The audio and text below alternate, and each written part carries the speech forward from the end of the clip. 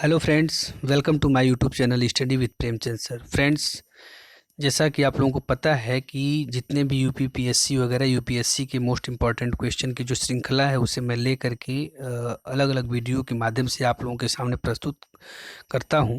तो फ्रेंड्स, आज के वीडियो में हम लोग देखेंगे कि वैदिक काल के मोस्ट इम्पॉर्टेंट क्वेश्चन जो कि एग्ज़ाम में पूछे गए हैं। तो आइए फ्रेंड्स, वीडियो को स्टार्ट करते हैं। लेकिन फ्रेंड्स, वीडियो को स्टार्ट करने से पहले आपसे एक छोटी सी रिक्वेस्ट है कि यदि आप मेरे चैनल पे पहली बार विजिट कर रहे हैं तो इस चैनल को सब्सक्राइब करें, बेल आइकन को प्रेस करें, जिससे कि नेक्स्ट आने वाले वीडियो का नोटिफिकेशन आपको समय से मिलता रहे।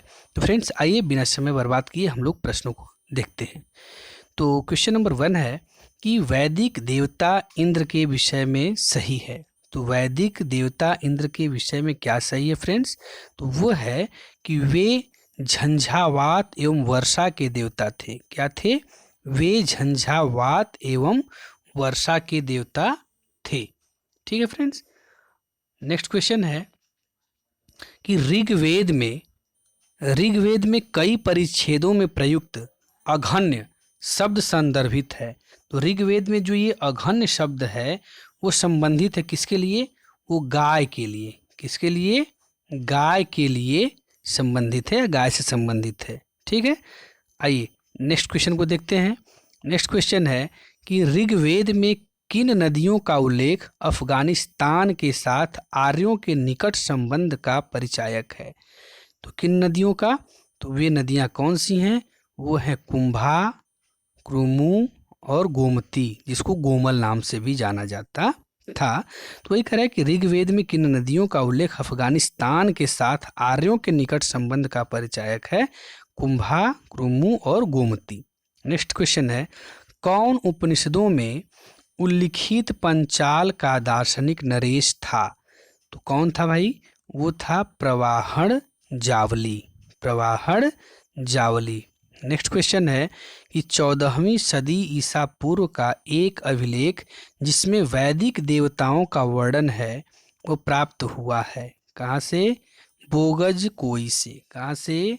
बोगज कोई से। नेक्स्ट क्वेश्चन है फ्रेंड्स कि आर्य शब्द इंगित करता है। तो आर्य शब्द जो है किस चीज को इंगित करता है? वो श्रेष्ठ वंश को इंगित करता है। इसको श्रेष्ठ वंश को इंगित करता है। ये देखिए, आईएएस प्री में पूछा गया था 1991 में। पुनः यही क्वेश्चन यूपी पीएससी प्री में 1991 में पूछा गया था। नेक्स्ट क्वेश्चन है, क्लासिकी संस्कृत में आर्य शब्द का अर्थ है। तो आर्य शब्द का अर्थ क्या है? एक उत्तम व्यक्ति। एक उत्तम व्यक्ति। नेक्स्ट क्वेश्चन है कि सबसे पुराना वेद कौन सा है? तो सबसे पुराना वेद फ्रेंड्स ऋग्वेद है। कौन सा वेद है? ऋग्वेद सबसे पुराना वेद है। नेक्स्ट क्वेश्चन है, त्रयी नाम है। तो त्रयी नाम 3 वेदों का है। मतलब 3 वेदों को क्या बोला जाता है? त्रयी। अर्थात त्रयी नाम से 3 वेदों को जाना जाता है। नेक्स्ट क्वेश्चन है कि किस वैदिक ग्रंथ में वर्ण शब्द का सर्वप्रथम नामोल्लेख मिलता है? तो किस वैदिक ग्रंथ में वर्ण शब्द का सर्वप्रथम नामोल्लेख मिलता है? तो वह है ऋग्वेद। कौन सा? ऋग्वेद में। नेक्स्ट क्वेश्चन है, वर्ण व्यवस्था से संबंधित पुरुष सूक्त मूलतः पाया जाता है। तो पाया जाता है कहाँ से? मनुस्मृति से। वर्ण व्यवस्था से संबंधित पुरुष सूक्त मूलतः कहाँ से पाया जाता है? वह है मनुस्मृति से। नेक्स्ट क्वेश्चन है कि अथर्ववेद में किसका उल्लेख मिलता है? तो अथर्ववेद में औषधियों से संबंधित उल्लेख मिलता है। नेक्स्ट क्वेश्चन है कि ऋग्वेद में किसका वर्णन मिलता है? तो ऋग्वेद में फ्रेंड्स ईश्वर महिमा का वर्णन मिलता है। ऋग्वेद में ईश्वर की महिमा का वर्णन मिलता है। नेक्स्ट क्वेश्चन है कि यजुर्वेद में किसका वर्णन किया गया है? तो यजुर्वेद में बलिदान विधि का वर्णन किया गया है। किसका? बलिदान विधि का वर्णन किया गया है। नेक्स्ट क्वेश्चन है कि सामवेद में वर्णन किया गया है। तो फ्रेंड्स सामवेद में संगीत का वर्णन किया गया है।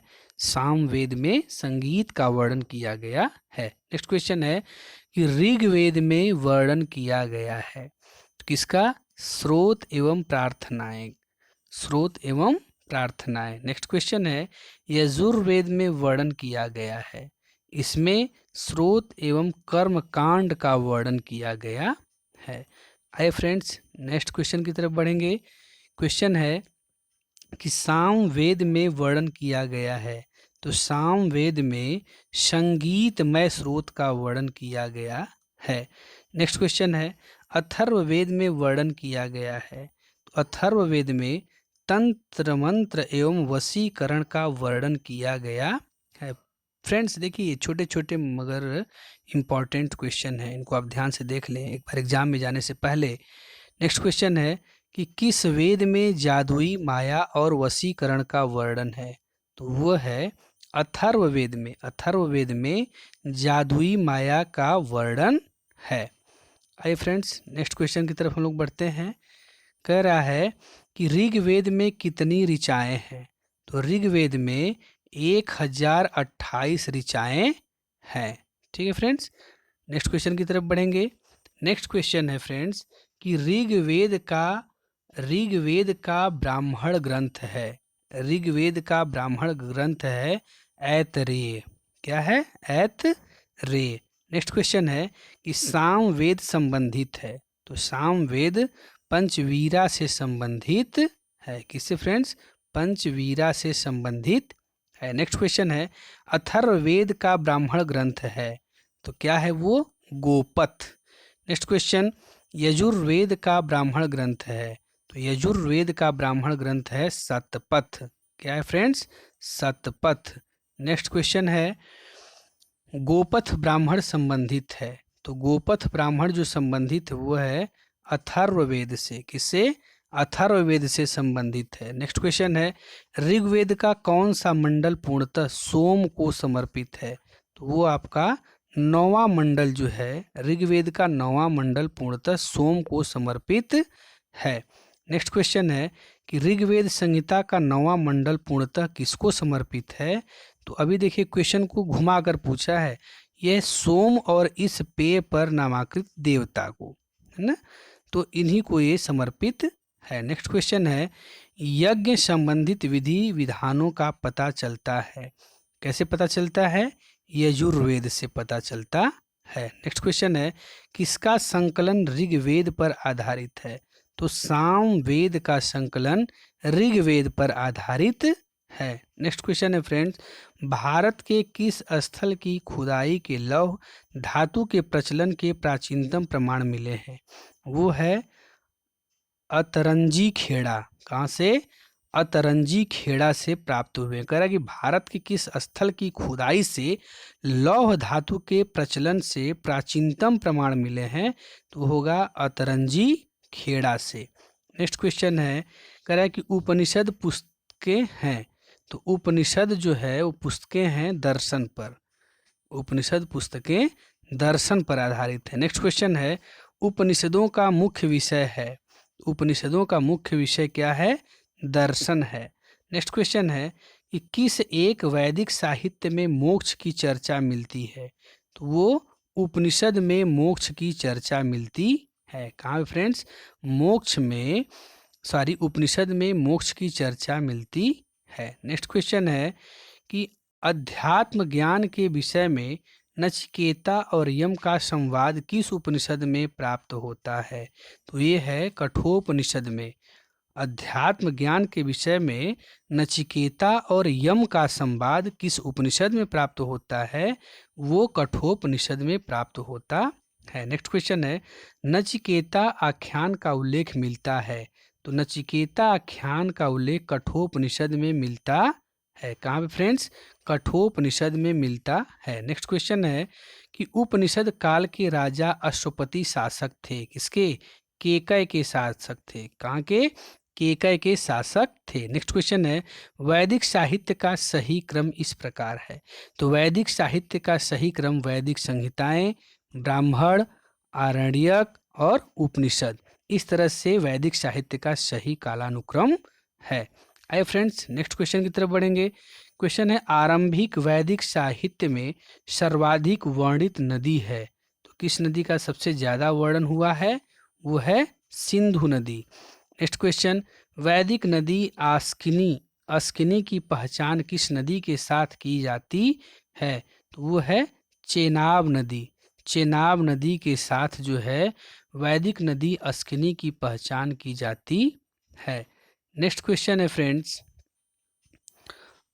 नेक्स्ट क्वेश्चन है कि वैदिक नदी कुंभा का स्थल कहाँ निर्धारित होना चाहिए? कह रहा है वैदिक नदी कुंभा का स्थल कहाँ निर्धारित होना चाहिए? तो ये है अफगानिस्तान में निर्धारित होना चाहिए। नेक्स्ट क्वेश्चन, कुंभा नदी का आधुनिक नाम क्या है? तो कुंभा नदी का आधुनिक नाम काबुल है। क्या है फ्रेंड्स? काबुल है। नेक्स्ट क्वेश्चन है, परुष्णी नदी का आधुनिक नाम क्या है? तो परुष्णी नदी का आधुनिक नाम रावी है। रावी को पहले परुष्णी नदी के नाम से भी जाना जाता था। नेक्स्ट क्वेश्चन है फ्रेंड्स कि सदा नीरा नदी का आधुनिक नाम क्या है? तो सदा नीरा नदी का आधुनिक नाम है गंडक। क्या है? गंडक। नेक्स्ट क्वेश्चन है, सुतुद्री नदी का आधुनिक नाम क्या है? तो सुतुद्री नदी का आधुनिक नाम सतलज है। क्या है फ्रेंड्स? सतलज। नेक्स्ट क्वेश्चन है, कौन सी प्रथा चतुष्ठीय वेदोत्तर काल में प्रचलित हुई? तो कौन सी प्रथा चतुष्ठीय वेदोत्तर काल में प्रचलित हुई? वो थी ब्राह्मण, क्षत्रिय, वैश्य, शूद्र। यही एक ऐसी प्रथा थी जो कि चतुष्ठीय वेदोत्तर काल में प्रचलित हुई। नेक्स्ट क्वेश्चन है कि धर्म तथा रीत भारत की प्राचीन वैदिक सभ्यता के लिए एक केंद्रीय विचार को चित्रित करते हैं। इस संदर्भ में कथन इस प्रकार है। क्या है? वो है, धर्म व्यक्ति के दायित्वों एवं स्वयं तथा दूसरों के प्रति व्यक्तिगत कर्तव्यों की संकल्पना था। रीत मूलभूत नैतिक विधान था जो सृष्टि और उसमें अंतर्निहित सारे तत्वों के क्रियाकलापों को संचालित करता था। तो फ्रेंड्स नेक्स्ट क्वेश्चन की तरफ बढ़ेंगे। क्वेश्चन है कि वैदिक देवताओं में किसे उनका पुरोहित माना जाता था? तो बृहस्पति को उनका पुरोहित माना जाता था।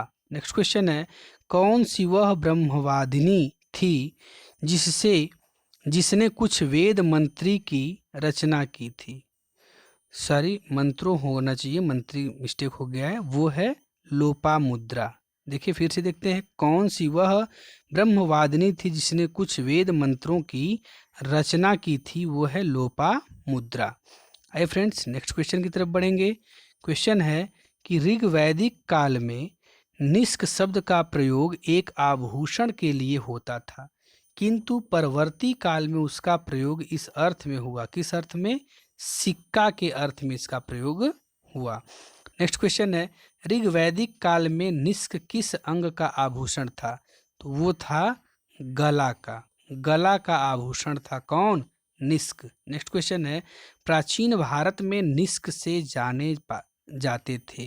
तो प्राचीन भारत में निष्क किससे जाने जाते थे? स्वर्ण आभूषण से जाने जाते थे। नेक्स्ट क्वेश्चन है कि बोगज कोई महत्वपूर्ण है क्योंकि?